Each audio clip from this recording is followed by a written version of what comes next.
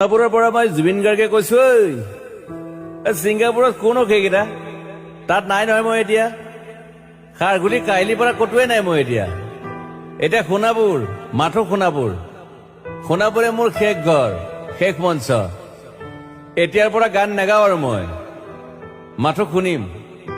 Specially মই night super কেইখনক কৈছো, উজনিলৈ অহা যোৱা কৰোতে সোণাপুৰৰ এই ঠাইখিনিতে মায়াবিনীটো ডাঙৰকৈ বজাবি, ৰৈ থাকিম উজাগৰি ৰাতিৰ বুকুত।